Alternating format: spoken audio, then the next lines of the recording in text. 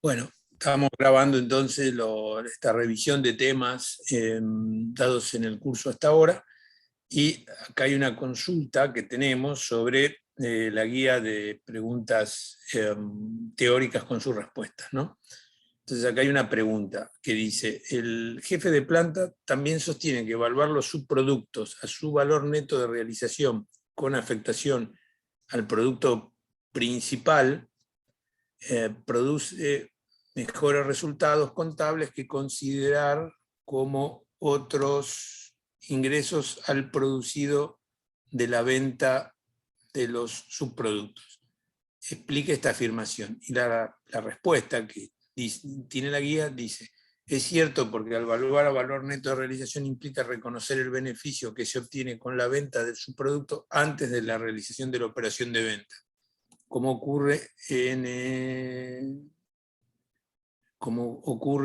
el caso de aplicar el método de reconocer como otros ingresos en... Bueno, esta pregunta es bastante contable, ¿no? Y entonces ahí lo que te dice es que una diferenciación entre lo que sería valuar al costo de producción versus valuar al valor neto de realización, ¿sí? ¿Y qué quiere decir esto? Para esto hay que tener presente qué significa, cuál es el concepto de valor neto de realización. ¿Alguien sabe qué significa valor neto de realización?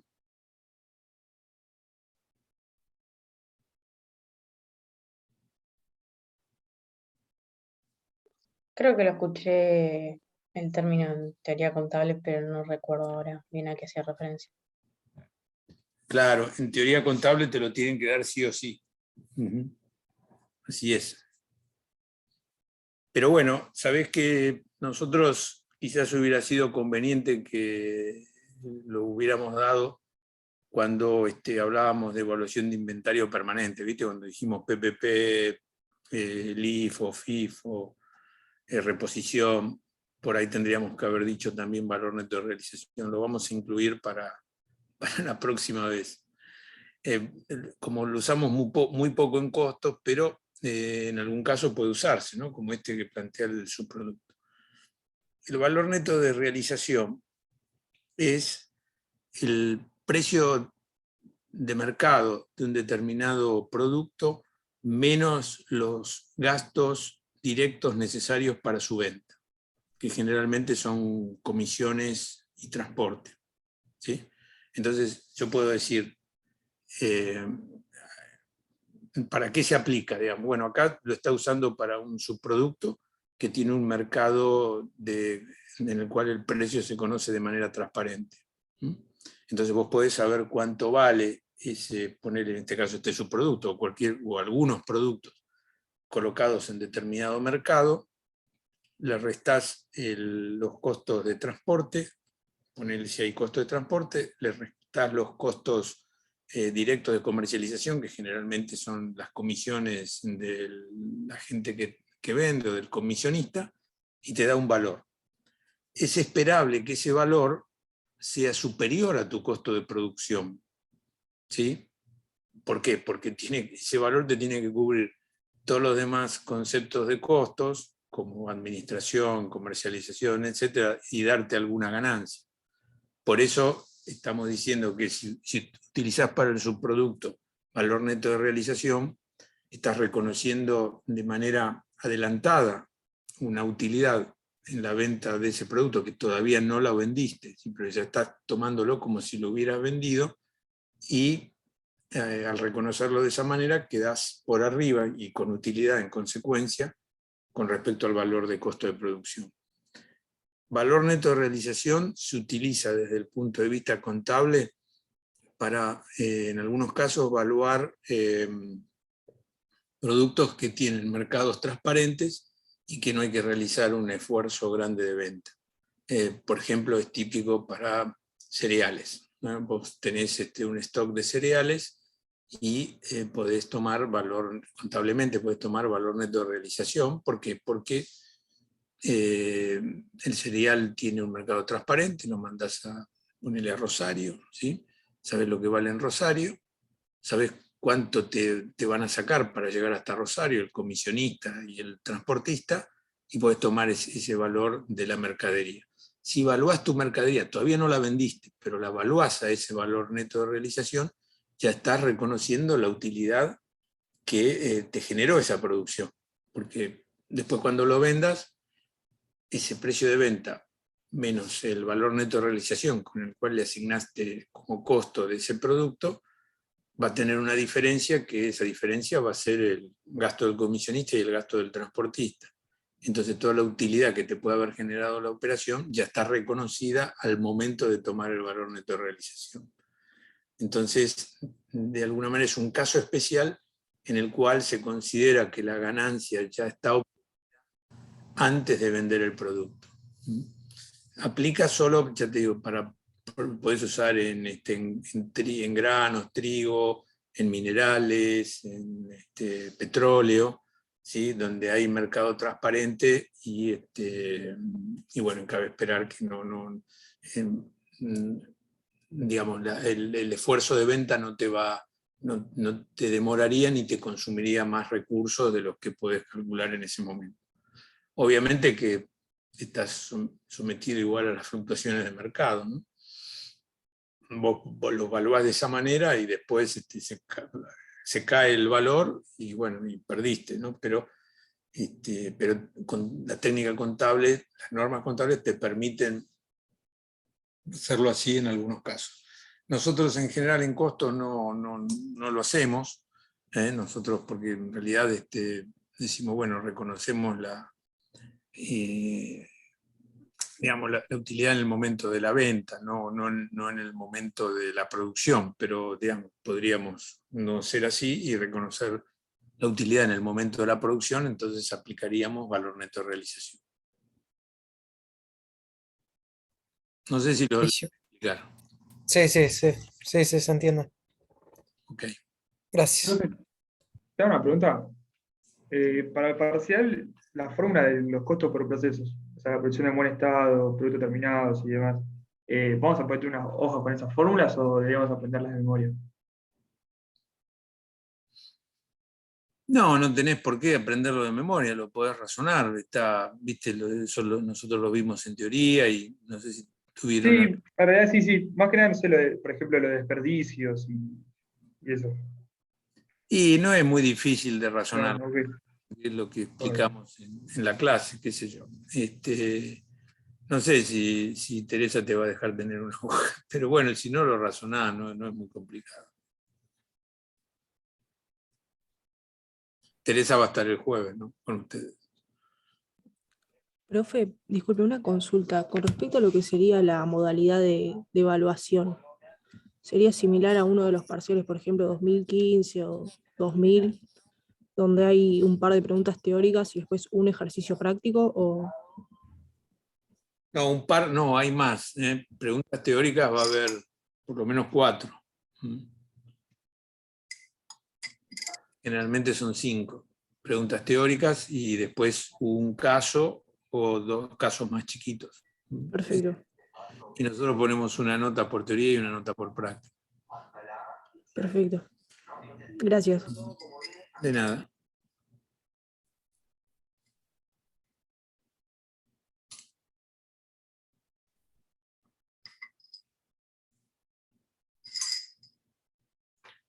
¿Quieren hacerme más preguntas? Hola, profe, yo tengo una. Si puede ser, Dale. se la copio acá en el chat, que es un poco larga, pero por ahí es más fácil si usted la ve ahí. Bueno, dale, como gustes.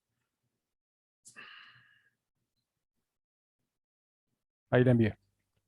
El chat lo ven todos, ¿no? Porque se lo pusiste para que lo vean todos. Sí, para todos.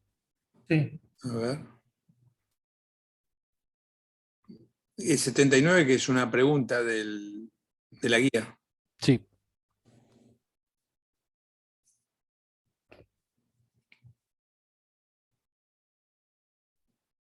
Bueno, al analizar.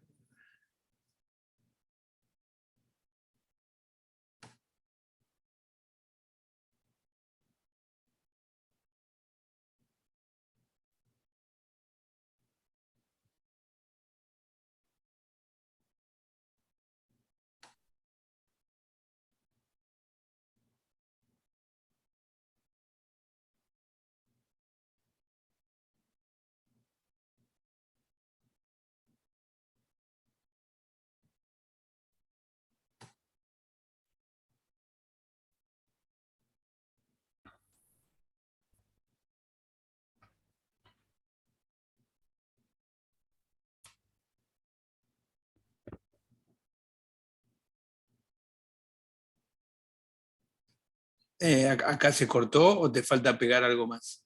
No, no, a ver, también. No, puede ser que se haya cortado. Un segundito. A ver. Sí, dale. Consecuencia. A ver si lo tenemos todo. ¿Dónde terminó? En consecuencia, si el nivel. Ok, ahí va. Ahí va. Ahí va la última oración. Dale, perfecto.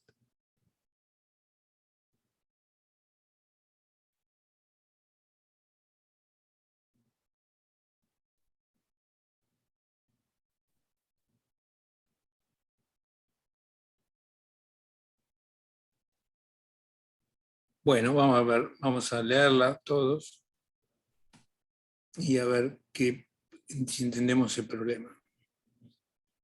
A ver, preguntábamos difícil. ¿Eh?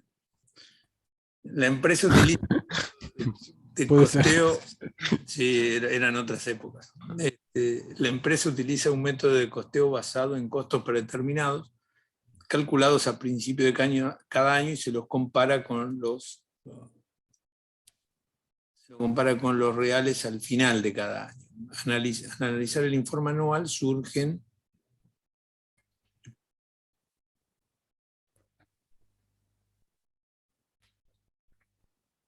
Al analizar el informe anual surgen dudas sobre el informe presentado por el jefe de costos, ya que pese a que la actividad creció, los costos predeterminados resultaron más bajos que los reales.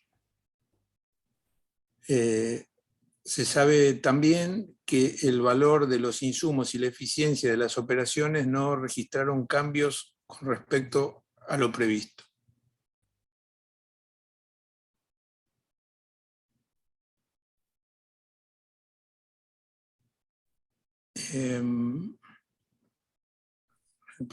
Es inconsistente la información presentada. Si no es inconsistente, ¿qué situación la explica, justifique bien? Y respondíamos nosotros, no es inconsistente, puede suceder que la actividad haya crecido, puede suceder que la actividad haya crecido, no significa que ese nivel de actividad real haya superado al que se considera para calcular los costos predeterminados. Los costos predeterminados se calculan sobre la base de un volumen normal de actividad, que puede ser más alto que el previsto. En consecuencia, si el nivel de actividad real supera al previsto, no significa también que supere el volumen normal considerado para el cálculo de los costos predeterminados. Bueno.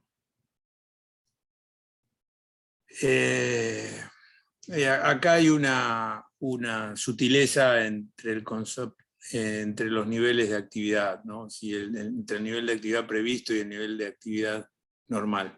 Te está diciendo que los costos predeterminados los tenés que calcular sobre el nivel de actividad normal y puede suceder que a veces el previsto tenga alguna divergencia sobre el normal. O sea, en algún periodo estás previendo que vas a trabajar de manera diferente al normal, ¿sí? Y vos tenés tus costos predeterminados sobre el normal.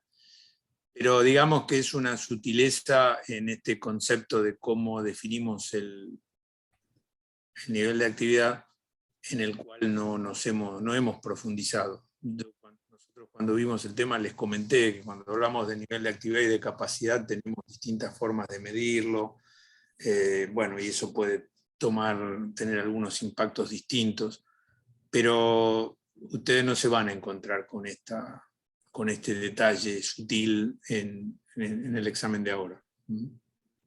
Pero la explicación es lo que les acabo de dar. Ok, entonces habría como Costos. 3 niveles dentro de la pregunta. Uno que es el nivel normal, el otro que se usa para un periodo específico como previsto y el otro el real. Exactamente. Es una sutileza entre normal y previsto, pero no lo vamos a tomar en consideración. Pero bueno, ya que lo preguntás, sepamos que existe. Nosotros podemos tener un nivel de actividad normal. Bueno, normalmente tenemos que tener una producción de un trabajo, ponele, de 20.000 horas, ¿sí? Pero preveo que para el próximo periodo no van a ser 20.000, van a ser 18.000. Y después lo real es que fueron 17.000, ¿sí? Eso es. Y el nivel normal siempre está un poco por debajo de la capacidad total, por ejemplo. El nivel normal está, claro, está debajo de la capacidad máxima, porque en general la capacidad máxima corresponde a situaciones de aprovechamiento intenso y completo de la capacidad de producción. Y normalmente no es conveniente trabajar siempre a lo máximo posible, porque suele producirse algún desgaste prematuro en el equipamiento, algún tipo de problemas en la producción, y a veces se descuida algunas actividades de mantenimiento que son necesarias de cumplir. Entonces lo normal siempre se deja un poco por debajo de la capacidad máxima, exactamente. Ok, perfecto, gracias. De nada. Piensen en la metáfora del motor, ¿no? O sea, vos podés andar siempre a full, a 8.000 revoluciones, y bueno, estás siempre al máximo, le vas a sacar el máximo provecho, vas a llegar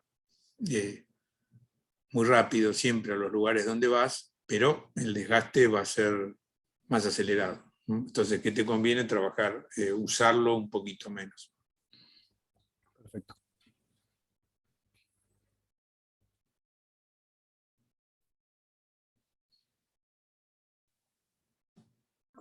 Yo, Alejandro, perdón, no sé si quieres hacerte una pregunta. Repasar si es que hay alguna variación respecto a lo que vimos en los ejercicios sobre la sobre o superaplicación en método del last in, first out o precio promedio ponderado. Si es que cambia algo ahí el tema de la sobre o superaplicación de costos.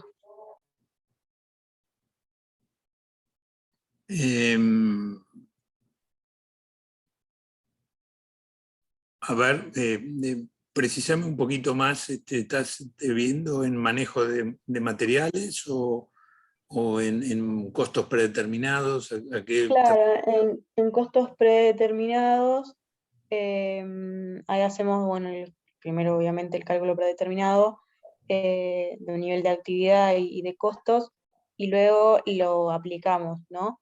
A un nivel de actividad real. Para calcular esa sobre, lo habíamos hecho bajo un método first in, first out, o sea, bajo esa modalidad de inventario. ¿Hay una diferencia en cuanto a hacerlo LIFO o PPP? En cuanto a la modalidad que lo veníamos haciendo en los ejercicios. ¿Se cambia Mira, algo? está bien, si estás hablando de aplicación por ejemplo, de costos indirectos de fabricación, estaría afectando a la producción del periodo, a lo que corresponde a lo que se hizo en el periodo.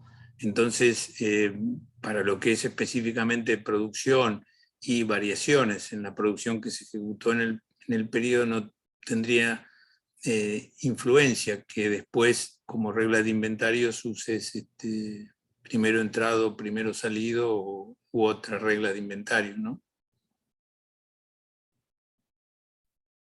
Ok, perfecto. Al menos si estamos hablando de la evaluación de los productos terminados. Si estamos hablando de algún insumo que cargaste a la producción del periodo, pero igual si estás en costos predeterminados, lo de la variación corresponde a costos indirectos de las operaciones, ¿viste? Y no te estaría tocando el valor de lo que tenías, de lo que transferís o que tomás del periodo anterior, la evaluación que tomás del periodo anterior. Te toca la evaluación de este periodo. Para la parte de variación y valor de costo indirecto de producción no hay cambio. Después, si para construir el costo de la producción procesada en el periodo y tomás materiales, bueno, ahí cómo estás evaluando los materiales sí puede llegar a influir, ¿no? Ok, perfecto. Según cómo cargues los materiales al proceso de producción, ¿no? ¿Con qué regla los cargas? Genial. Gracias.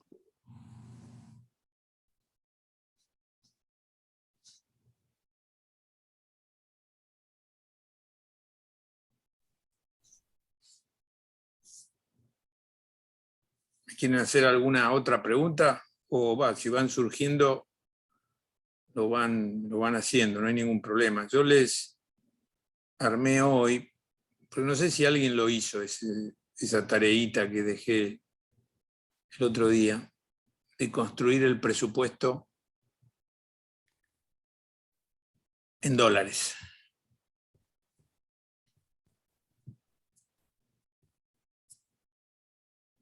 ¿Alguien intentó hacerlo?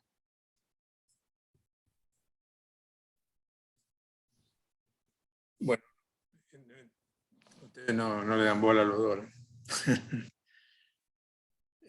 Miren, vamos a tratar de ver, y nos sirve un poco para repasar los temas de presupuesto en entornos turbulentos. ¿Qué haríamos si dicen, miren, queremos el presupuesto en dólares, ¿no?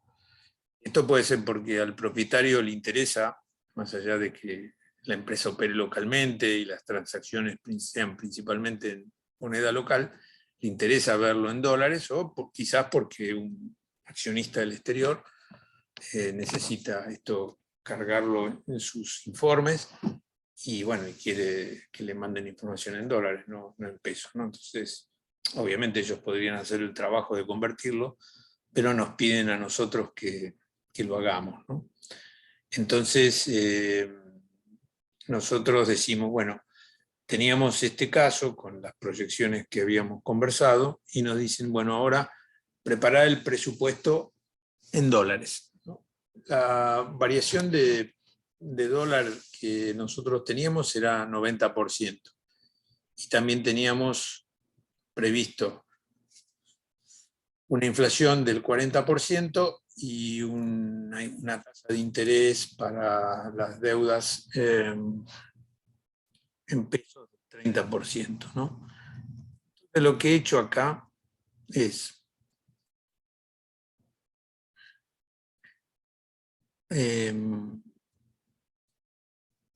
convertí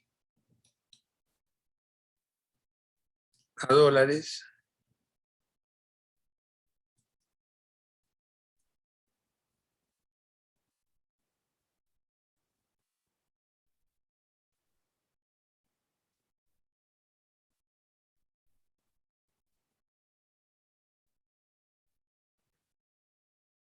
la situación inicial, ¿no? Con el tipo de cambio inicial.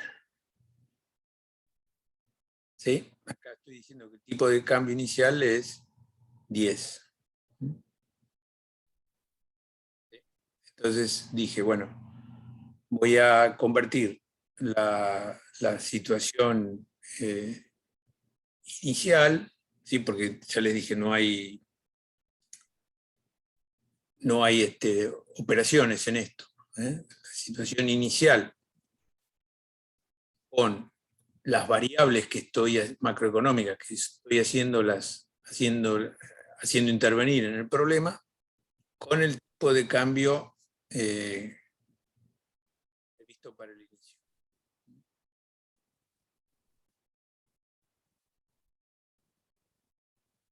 Y la situación inicial la vuelco acá, ¿ven? Entonces he puesto, ¿qué tenía yo al inicio? ¿No? Columna B es esta, ¿sí? Lo que había al inicio, dividido el tipo de cambio.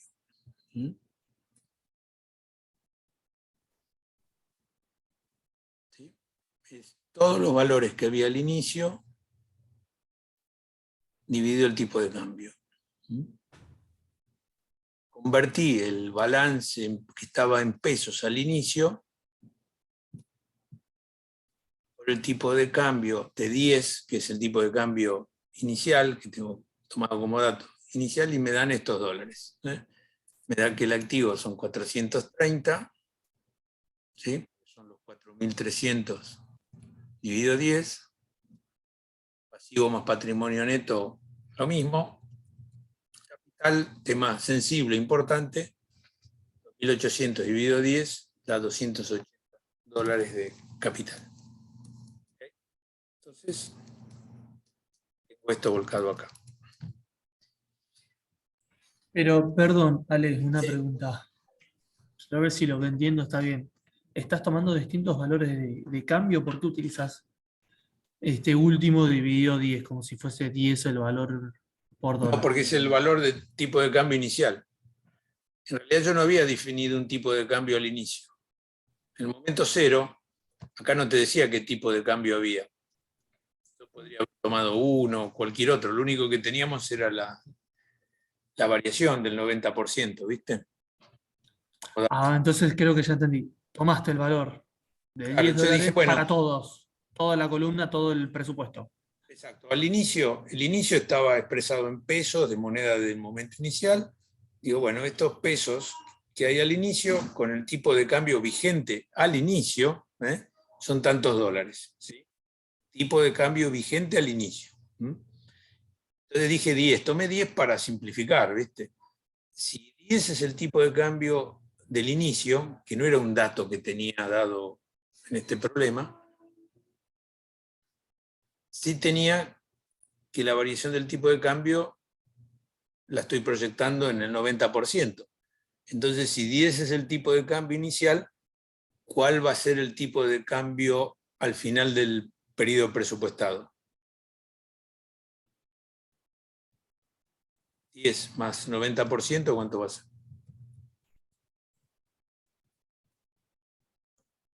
19. 19, ¿ven? Está puesto acá.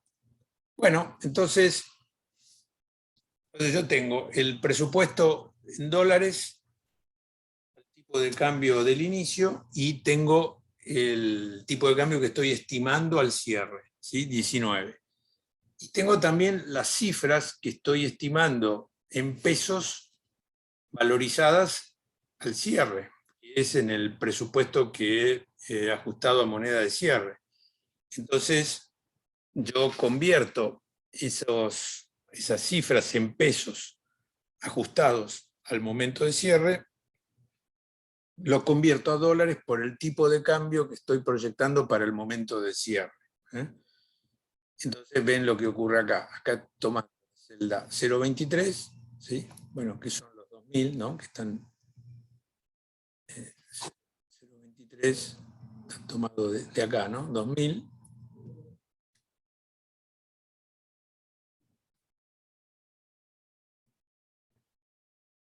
Dividido, estoy tomando de la columna ajustada, ¿no? 2000 dividido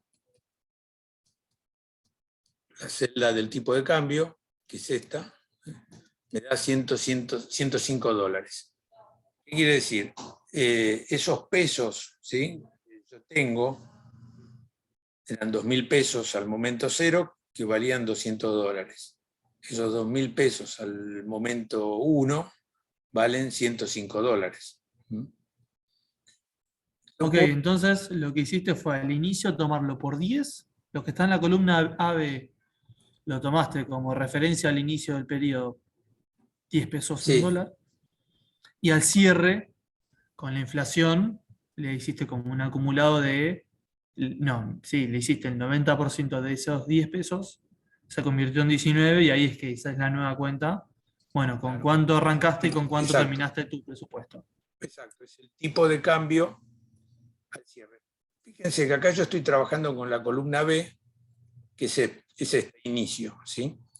Y acá, al cierre, estoy trabajando con la columna O, que es esta, ¿ven? Que son los valores ajustados al cierre del periodo proyectado. Obviamente los 2000 eran lo mismo, porque dijimos que no cambiaba, porque era una cuenta nominal.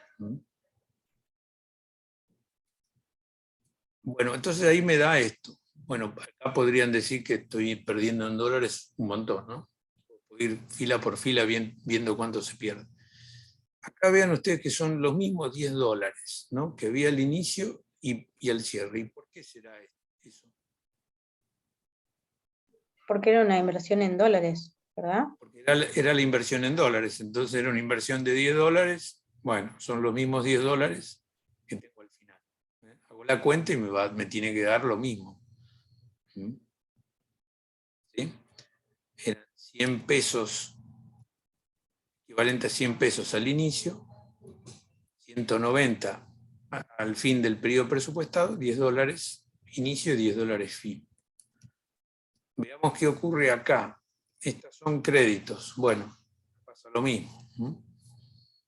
El valor de la columna O, que es 200 dividido el tipo de cambio, me da 10,53 y también he perdido bastante en dólares en una cuenta nominada en pesos.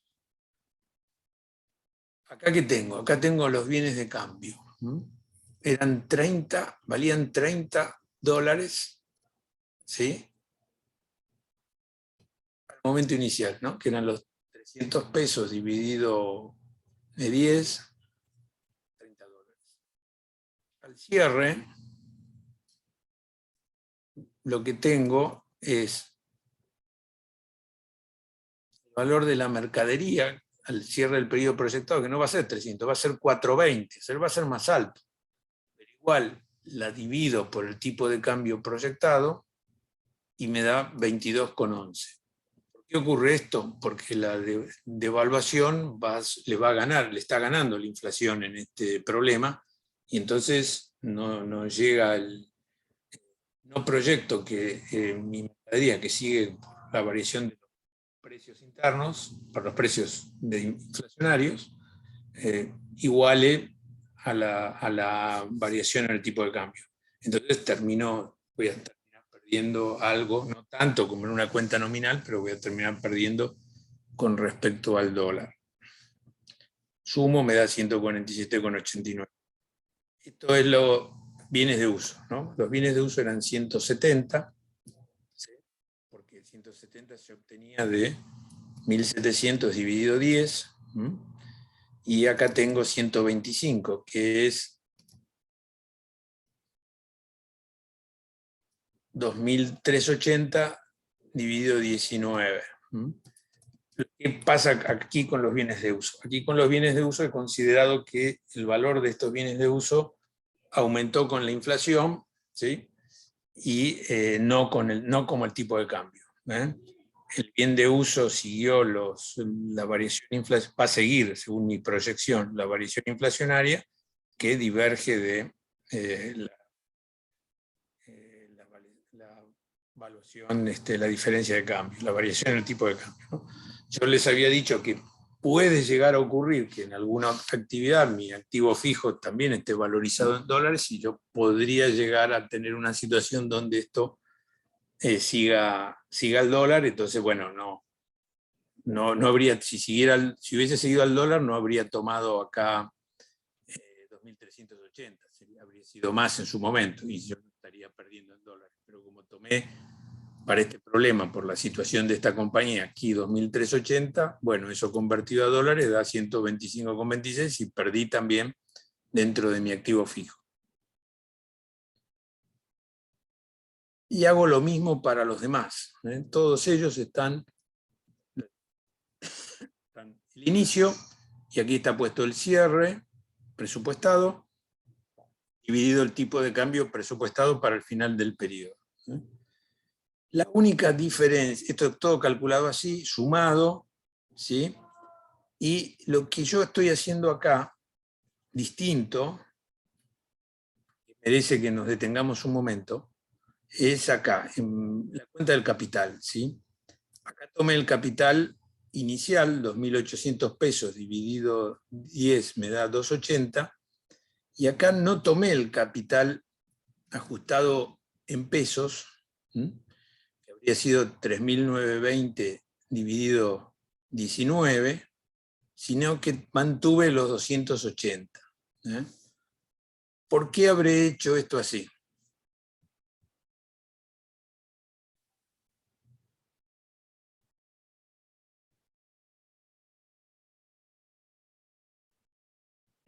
Ese es el capital, ¿verdad? Sí, acá contesto, bueno, hay una pregunta allí sobre si el activo fijo estuviera evaluado en dólares, lo habría tomado el tipo de cambio. Sí, digamos, si no te lo admití, digamos, esto es gestión, no es presupuesto, no es contabilidad, ¿sí? Entonces, si vos si para tu gestión sabés y es así que tu activo fijo tiene cotización en dólares y se va a valer siempre dólares porque el producto vale en dólares, si lo tenés que recomprar vale en dólares, y si lo vendés te dan dólares, bueno, lo tomás en dólares. Eso es para contestar la pregunta del chat. Volvamos a nuestro tema. ¿Por qué les parece que acá estoy manteniendo los 280 dólares? Porque el capital no se ajusta por inflación, o sea, no hubo una actualización de capital, por así decirlo. A ver si tenemos que precisar un poquito más la idea. ¿Por qué?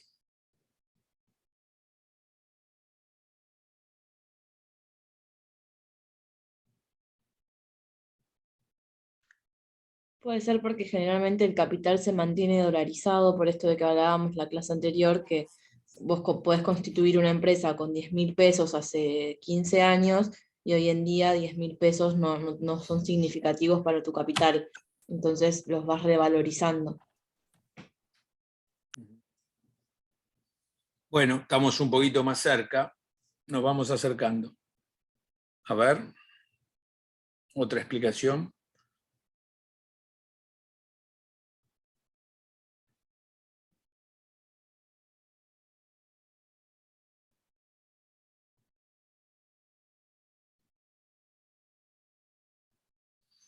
Piensen en el concepto de cómo medimos nosotros el capital que hemos invertido.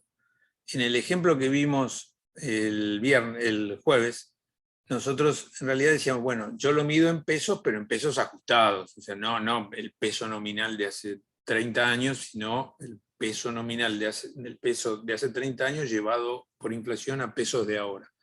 Esa es una manera de hacer. Es la manera que habitualmente se utiliza para hacer ajuste por inflación contable, ¿sí?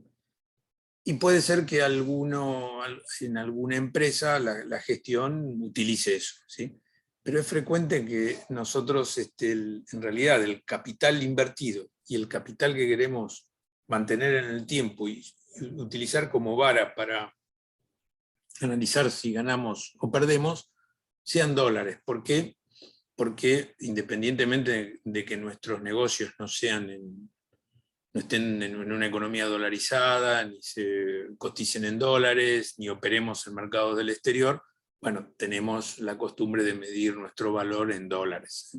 En algunos casos esto es mandatorio porque, bueno, estás operando para mercados del exterior con insumos dolarizados, etcétera, etcétera. Lo lógico sería que el capital a mantener expresado en dólares y en caso excepcional te lo puede llegar a considerar la norma contable como válido. Pero para gestión nosotros tenemos que utilizar lo que nos interese y siempre que esté desde el punto de vista técnico bien hecho, ¿sí? Entonces acá no hay ningún problema en decir, bueno, mira, el capital que yo puse para mí son dólares. Entonces tenés que ver qué pasa, que si gano o pierdo con respecto al capital que puse. Entonces, si yo uso ese concepto de el capital a mantener, ¿sí? Y el capital a considerar para medir cuánto he ganado y cuánto he perdido es dólares, yo entonces acá mantengo los 280 dólares y sobre eso calculo si gané o perdí. Bueno, y para mantener el equilibrio, tengo que considerar que he perdido 98,42 dólares. O sea, mi patrimonio al final del periodo presupuestado va a ser de 181 dólares, con la implicancia de que he perdido 98, o sea que he perdido más de un tercio del capital en este lapso. Bueno, situación que no va a poner muy contento a... ¿Esa cuenta cuál es, Alejandro? La que decís que pierde 98 dólares. Y acá lo podés sacar línea por línea, pero acá es más fácil, lo calculé por diferencia, ¿viste? Entonces, ¿qué hice? Acá puse el total del activo, ¿sí? Con signo contrario, que sería total de pasivo más patrimonio neto, ¿sí? Y acá puse el total de pasivo más patrimonio neto menos pasivo. ¿Ves? Esta celda es los 273,16 menos que te da más 91,58, que es el total del pasivo, para calcular el patrimonio neto. Entonces el patrimonio neto es 181,58. Dentro de ese patrimonio neto hay 200, no hay, debería haber, bueno, pero tengo que considerar que el capital es 280, entonces me da, por diferencia, que es esta fórmula, me da una pérdida de 98. ¿Ven? Entonces, ya te digo, podría llegar a 98 sumando la diferencia fila por fila, pero lo calculo por diferencia patrimonial. Así lo he calculado acá. Eso es la diferencia neta en dólares del balance, ajustado por inflación en base a dólares. Exacto, es o sea, claro, la suma algebraica de las diferencias en dólares de cada fila que integra este cuadro va a dar 98,42. Lo que pasa es que yo directamente lo calculé por diferencia al final. Pero podrías haberlo calculado línea por línea, fila por fila. Entonces, pero da lo mismo, ¿viste? Porque para mantener el equilibrio implica que vos estás perdiendo con este presupuesto $98 durante el periodo presupuestado. Y fíjate que es una cifra, como hemos sacado 3 resultados distintos, ¿no? Según la técnica que hemos utilizado. ¿Ven? En el presupuesto nominal que habíamos hecho, el primero que hicimos, daba una pérdida de 30, una pequeña pérdida. Después, cuando metimos ajuste por inflación, ¿sí? Pero capital en pesos ajustados, pero en pesos, pasamos a una pérdida de 4,70. Pero cuando lo hacemos en dólares, en este caso, esto, insisto, es por un juego de las variables que intervienen, ¿no? Variación tipo de cambio, variación inflación, variación de valores de mercado, ¿sí? Podría dar otra cosa, pero bueno, acá veamos por qué da así. Entonces tenés 30 cuando no hicimos ajuste por inflación, 4,70 de pérdida mayor cuando hacemos ajuste por inflación. Y si lo hacemos en dólares, pérdida de 98,42, ¿sí? Que 98,42 dólares por 19, que es el tipo de cambio al cierre, te da 1.870 en pesos. ¿Ves? La pérdida es mucho más alta, y esto es consecuencia de que la variación en el tipo de cambio fue muy fuerte, o sea, mucho más alta. Estoy proyectando que lo que pudo aumentar los otros activos que tengo y lo que puedo haber ganado por mantener pasivos en pesos. O sea, mi activo supera el pasivo y ¿no?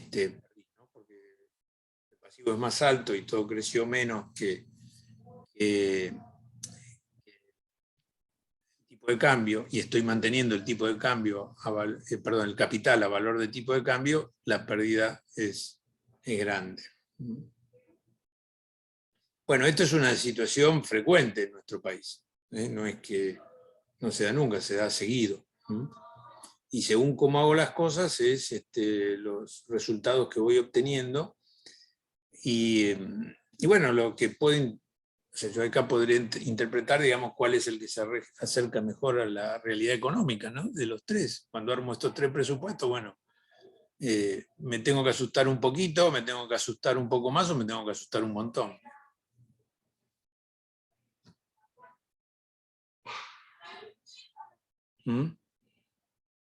¿Se ve? Es bastante simple lo que hice, ¿no? Convertía un tipo de cambio el inicio, convertía el tipo de cambio de cierre, los valores en pesos ajustados al cierre del periodo presupuestado, y lo único raro, digamos, que metí acá es que mantuve el capital en dólares. El capital a mantenerlo lo consideré en dólares.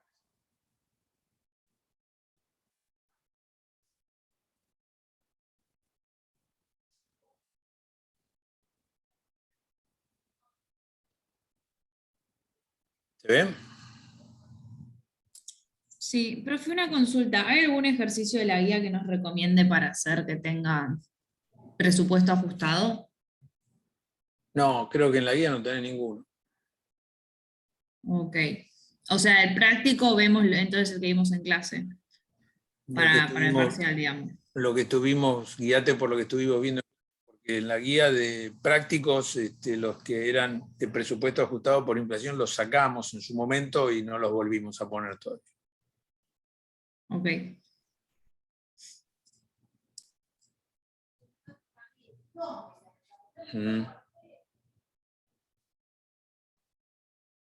Igualmente, Alejandro, esto me gustaría llevarlo a la realidad. Dale. Se lleva a la práctica en las empresas porque uno puede llegar a publicarlo todo en pesos, sin tener en cuenta el ajuste por inflación, que no me consta si se hace o no, no trabajo en esa parte. Y tal vez esta última comparativa de cuánto te costaba o cuánto estaba todo en dólar, valuado al inicio y al final, no sé si contablemente en Argentina se puede hacer. Opino sin saber.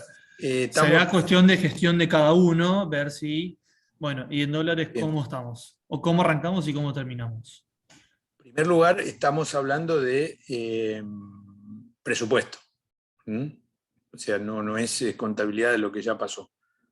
Pero si vos tenés que mandar el presupuesto afuera, ¿sí? Al accionista de afuera, tenés que hacer esto que hice. Como presupuesto, sí, contablemente es lo que me parece que es en pesos y contablemente, si tenés que convertir el balance a dólares, tenés que hacer lo mismo. O sea, pero ahí lo que pasa es que estarías haciendo lo que pasó ya, ¿no? Acá estamos hablando de lo que va a pasar. Sí. La técnica de conversión es similar a la que estamos escribiendo acá. Sí, en cuanto a presupuesto, a mí me pasó la semana pasada hacer ¿cómo fue? Un forecast, un cash flow de cuánto es lo que vamos a gastar en todo lo que resta de 2022, teniendo en cuenta el porcentaje inflacionario, el valor del dólar aumentado a diciembre de 2022, y en base a eso convertirlo en pesos, lo que habíamos calculado para todo este año. No en dólares, pero entiendo que sí, como gestión interna, todo esto se puede llegar a hacer. No me consta que se haga acá donde trabajo, pero es gestión interna, me parece que no hay ningún impedimento. No, por supuesto. Insisto, ¿te acordás el primer día cuando hablamos de estos temas para los reportes de contabilidad administrativa o de gestión? Tenemos que aplicar técnicas correctas, pero no estamos restringidos a una determinada técnica. Sí, tenemos que usar lo correcto. Para hacer este tema de la conversión es así. Pero si vos tenés que convertir un balance, ponele que vos tenés que mandarle el balance convertido a dólares al accionista del exterior, haces lo que acabamos de hacer. O sea, en mi caso yo trabajo con presupuesto y como la empresa es extranjera, luego, o sea, si hay una variación en ello, hacemos, o sea, levantamos la variación en euros, ¿no? Entonces, es una tasa fija de todo el año y demás, pero sí se hacen pesos, teniendo en cuenta todas estas variables que había dicho Agustín antes. Bueno, lo haces en pesos, pero no te piden que lo conviertas a euros. Sí, pero eso ya es el último paso, claro. Claro, el último paso, bueno, acá lo mismo, ¿no? Podés hacerlo en pesos y el último paso haces así. No hay mucha vuelta, ¿viste? Y si es en contabilidad de lo que ya pasó, o sea, la conversión de estados contables a dólares, es parecido a la técnica contable para hacerlo. O sea, agarrás el balance ajustado al cierre del ejercicio y tomás el tipo de cambio y haces la conversión. Y los resultados los medís tomando los dólares que había al inicio del periodo. Entonces ahí tenés una diferencia por cotización, digamos, bueno, y es un resultado. Sí, a mí me parece que, bueno, más allá de la materia, creo que Agustina es quien hablaba. No sé cómo será en el caso de ellos, pero siempre te conviene hacer un inicio y un cierre y no en el medio todas las variables o convertirlo todo a moneda extranjera porque los índices Y te agrega tal vez complejidad. te agrega complejidad que después lo que quieren ver los más arriba es, decime el número de valor final, ¿ganamos o perdimos? Sí, Entonces, sí, tal sí, vez tenés que hacer todo un año. Bueno, ¿qué es lo que te conviene hacer? De enero a diciembre, que pudo haber sido un correcto. caso como esto. Sí, acá, bueno, les comenté, le sacamos toda la operación en el medio para simplificar, ¿no? Pero te agregaría más complejidad, pero la técnica sería la misma si dentro de todo esto metes transacciones. Sí, a no ser que te pidan en un momento determinado, pero si no, es al principio o al cierre. Sí, depende la información que se requiera, ¿no? Pero piensen que, o sea, estoy hablando del accionista local que mide en dólares, pero el accionista de afuera está, sí o sí, la información la necesita o ponerla en dólares o en euros, según dónde está radicada la empresa. Y si vos se lo mandás en pesos, lo tiene que convertir él, lo tiene que convertir allá. ¿Mm? Y no se van a poner contentos si tienen que hacer esa tarea. Así que lo usual es que uno ya lo envíe convertido. Sea el presupuesto que mandás a principio de año, o sea después el balance, que lo necesitan para consolidar con las empresas de allá.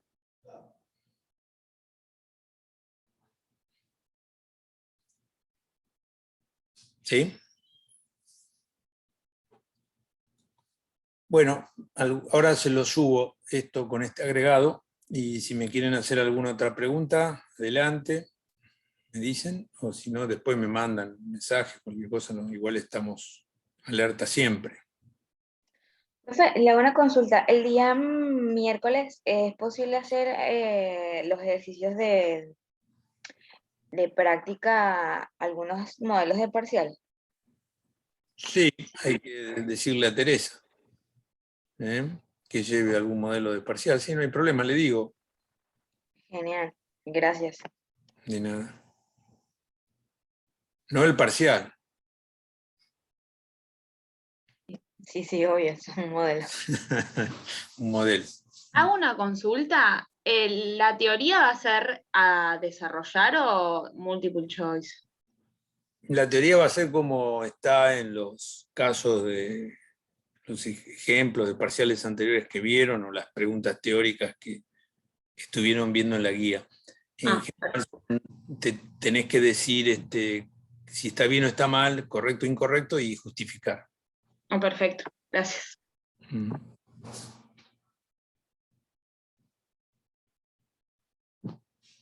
Es muy importante la justificación.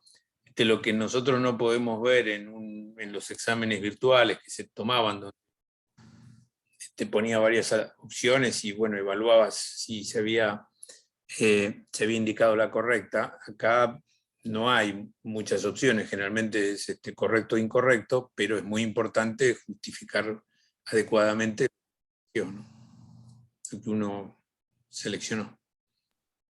Perfecto, gracias. La evaluación es cómo justificás.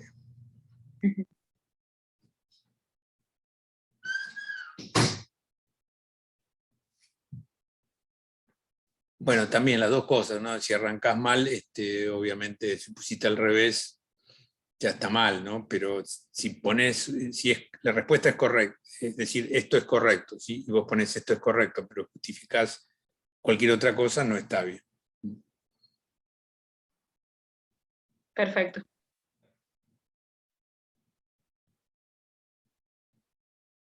No, va a ser en papel porque no podemos hacerlo.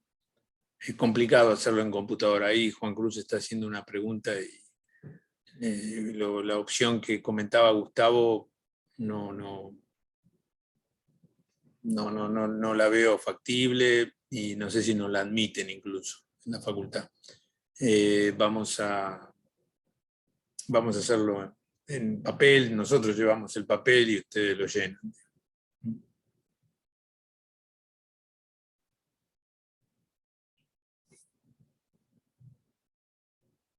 Vamos a volver a gastar papel.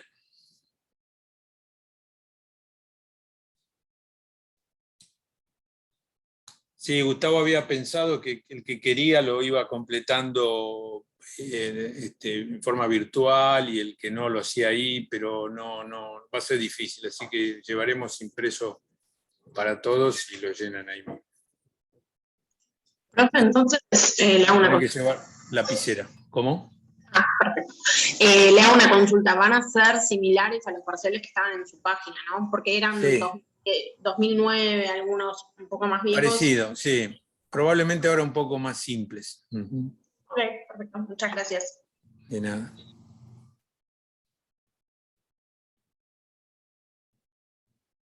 Bueno, les grabo la clase, les subo el Excel nuevo, que es el mismo Excel con 2 columnas más agregadas, si ya lo tienen, y le voy a avisar a Teresa que trate de llevar un examen anterior para resolver con ustedes el día miércoles. Buenísimo, Alejandro, muchas gracias. Gracias, profe. Bueno, suerte. Gracias, profe. A prepararse Buenas bien. noches. Chao, Gracias. gracias. Nos vemos. Hasta luego. Chau, chau. Buenas noches. Chao, buenas Chao, noches. gracias. Hasta luego. Chau, chau.